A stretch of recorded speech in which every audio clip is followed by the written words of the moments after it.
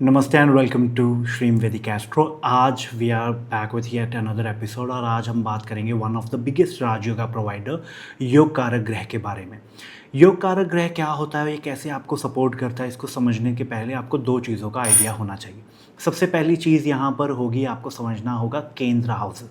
केंद्र हाउसेस कौन से होंगे, आप अपने स्क्रीन के ऊपर भी देख पा रहे होंगे 1, 4, 7, 10। ये जो हाउसेस होंगे इन्हें केंद्रा कहा गया है और ये हाउसेस आपको अंडरस्टैंड करने। सेकंड चीज़ आपको जो समझनी है वो है त्रिकोण किन्हें कहा जाता है। त्रिकोणा इज 1, 5, 9। तो यहाँ पर केंद्र के हाउसेस है 1, 4, 7, 10 और त्रिकोणा है यहाँ पर 1, 5, 9। ये जब आप अंडरस्टैंड कर लेंगे तो यहाँ पर आपको मैं बेसिक एक राजयोग का प्रिंसिपल यहाँ पर समझा देता हूँ। कोई भी कॉम्बिनेशन जब केंद्र का त्रिकोणा के साथ बनता है, मतलब कोई भी प्लैनेट कंजंक्शन में आ जाए, म्यूचुअल एक्सपेक्ट में आ जाए, एक्सचेंज आ जाए, तो उसे एक राजयोग का नाम दे दिया जाता है। It is a very good combination और this is one of the most basic thing जो एस्ट्रोलॉजर सबसे पहले देखते हैं। तो ये एक गुड राजयोगा है।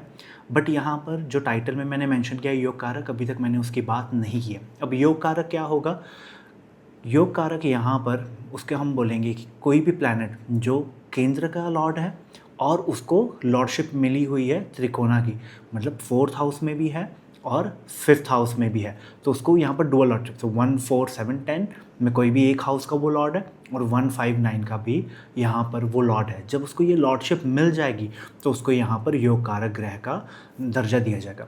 जैसे मैंने पहले बताया था बेसिक राजयोग कि केंद्र और त्रिकोणा का कोई भी कॉम्बिनेशन बन जाए तो क्लासिकल टेक्स्ट यहाँ पर क्या कहता है कि that person would be equal to a king और will be a king and will be very famous. तो this is a very good yoga. और जब ये योग कारक यहाँ पे बन जाता है तो योग कारक मतलब क्या हो गया, अ सपोर्टिव प्लैनेट जो आपको हमेशा सपोर्ट करेगा।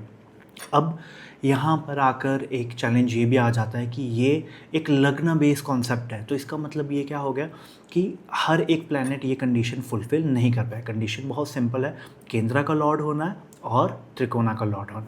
यहाँ पर मैंने आपके स्क्रीन के ऊपर मेंशन कर दिया ताकि आपको एक क्लियरली समझ आ जाए कि कौन से लगन से आपको देखना है और कौन से लगन वाले ही ये वाले प्लैनेट उनके लिए योग कारक साबित होंगे। ये सब में अवेलेबल ऑप्शन नहीं है। स्क्रीन के ऊपर आप एक और चीज़ देख पा रहे होंगे कि वहाँ पर लियो कट कर दिया गया।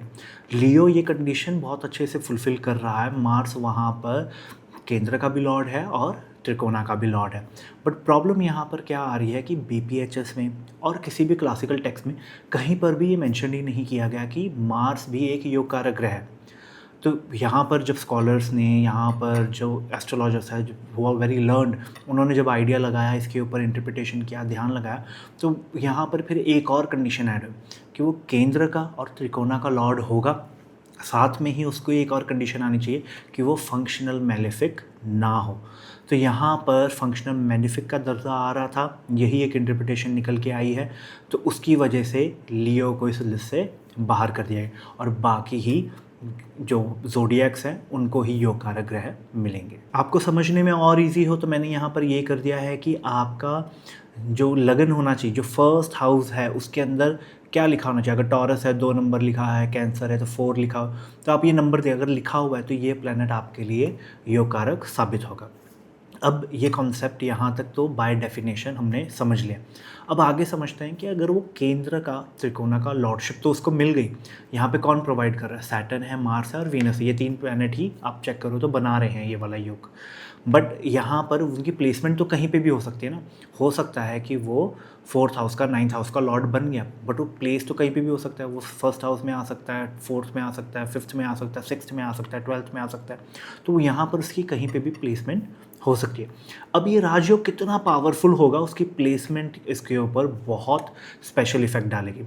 अब यहाँ पर मैं आपको ट्रेडिशन से जो नॉलेज मिली है मैं उसके ऊपर आपको आइडिया दे दूँ कि अगर कोई भी योग कारक ग्रह वो त्रिकोणा में या फिर केंद्र में जाके बैठ जाए तो it is going be a special योग कारक है। वो अपना रिजल्ट सुपर्ब ऑस्पिशियस रिजल्ट देगा। यहाँ पे उसकी जो डिलीवरी होगी रिजल्ट की, that is going to be very superb, very supportive, very powerful rajyoga यहाँ पर इसको मैं मानूंगा और माना जाता है इसको।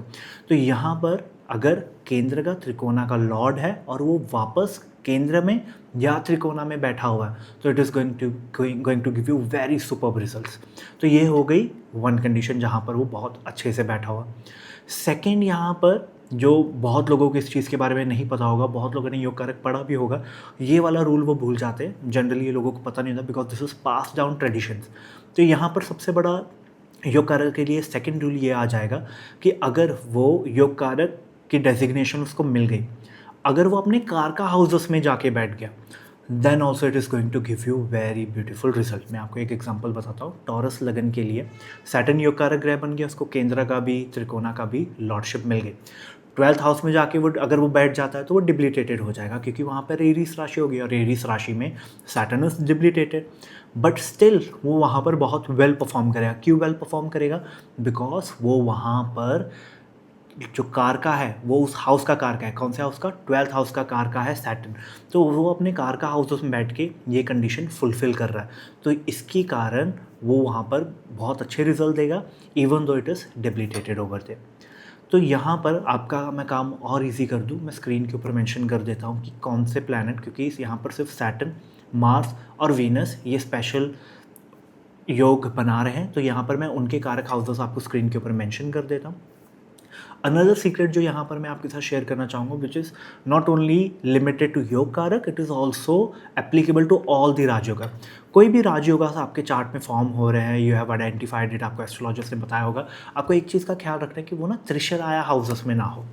जब वो त्रिशराया हाउसेस में आ जाते हैं, मैंने स्क्रीन के ऊपर मेंशन किए हुए वो डिटेल भी, ताकि आपको याद आए, यू कैन टेक नोट्स। तो जब वो त्रिशराया हाउसेस में आके वो प्लैनेट बैठे, चाहे वो योग कारक है, चाहे वो कोई भी राजयोग बनाए, जब वो त्रिशराया हाउसेस में बैठता है तो उसके रिजल्ट उतने पॉजिटिव नहीं होते।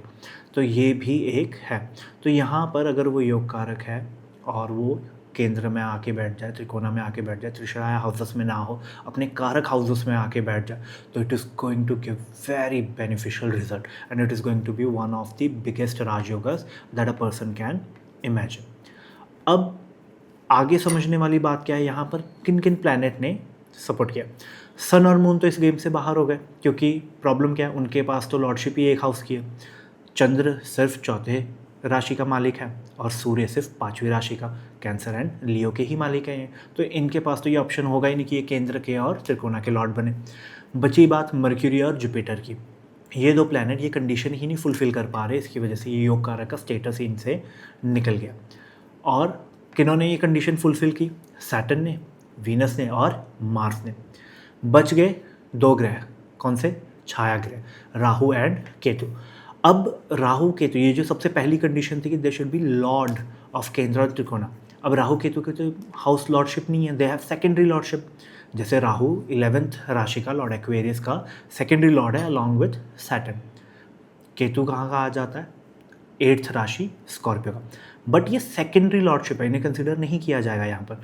बट अगेन अगर मैं ट्रेडिशन से आपको एक सीक्रेट और रिवील करूँ यहाँ पर, तो ये होगा कि अगर किसी केंद्र की, त्रिकोण लॉर्ड की इनके ऊपर दृष्टि पड़ जाए या फिर उनका एसोसिएशन इनके साथ बन जाए, तो even Rahu Ketu can perform as a yoga karaka. सो यहाँ पर समझने वाली बात क्या है कि yoga karaka is one planet that is going to support you throughout life, plus उसकी पोजीशन बहुत अच्छी हो गई तो ये वो बात हो जाएगी कि पाँचों उंगलियां घी में, सोने पे सुहागा होने वाली बात है कि it is going to give you one of the biggest and best rajayoga. ये वीडियो का सिंपल सा शॉर्ट सा वर्जन मैंने आपको प्रोवाइड किया है। यहाँ पर in case you have any doubt please आप कमेंट सेक्शन में उसे मेंशन करिए, I will happily reply over there. Till then, नमस्ते।